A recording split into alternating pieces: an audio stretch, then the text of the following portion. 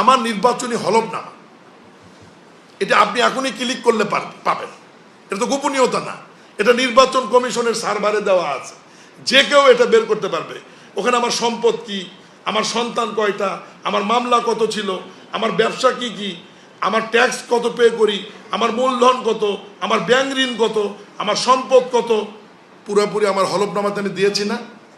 তাহলে সমস্ত হলফনামাকে আপনি হাইড করে একটা চিহ্নকে গোল চিহ্ন দিয়ে যদি বলেন যে আমি প্রতিমন্ত্রী হওয়ার পর আমার সম্পদের পরিমাণ 8 গুণ বেড়েছে, তখন কিন্তু কষ্ট লাগে। আপনি ওখানে সম্পত্তি দেখালেন 31 শতক, কিন্তু আমার হলফনামাতে তো সম্পত্তি দেওয়া আছে 1835 শতক।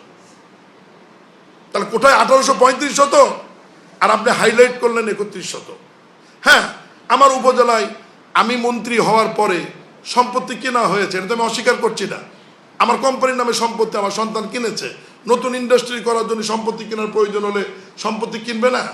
অবশ্যই কিনবে, কিন্তু সেটার আয়ের উৎসটা কি সেটা আপনারা দেখেন, সেটা তদন্ত করুক। ট্যাক্স অফিস আছে, তারা দেখবে যে সেটা বৈধ না অবৈধ। ব্যক্তি নামে তো কোনো সম্পত্তি কেনা হয়নি। রূপসী রাইস এবং পুষ্টি মিলের নামে, ফাউন্ডেশনের নামে সম্পত্তি কেনা হচ্ছে বিকজ সেখানে আমরা নতুন ইন্ডাস্ট্রি করব, নতুন ব্যবসা করব। টাকার উৎস কি? যদি নগদে বলি, টাকার উৎস আমি যে 42 কোটি টাকা দিয়ে একটা অটো রাইস মিল বিক্রি করলাম, এখানে তো নগদ টাকার উৎস তো এখানেই বের হয়ে আসে। আমি অন্য জায়গায় নাই গেলাম, আমার অন্য অন্য ব্যবসাগুলো নয় আমি বাদই দিলাম। এই যে আমার 12-13টি ব্যবসা, এগুলো নয় আমি বাদই দিলাম। এই বিষয়গুলো আমি আপনাদেরকে অনুরোধ করবো, নট অনলি আমি না, সমাজের যে কোনো ব্যক্তিকে হেয় প্রতিপন্ন করার আগে একটু তার ব্যাপারে বিস্তারিত শুনে জেনে তাকে একটু হেয় প্রতিপন্ন, ঠিক আছে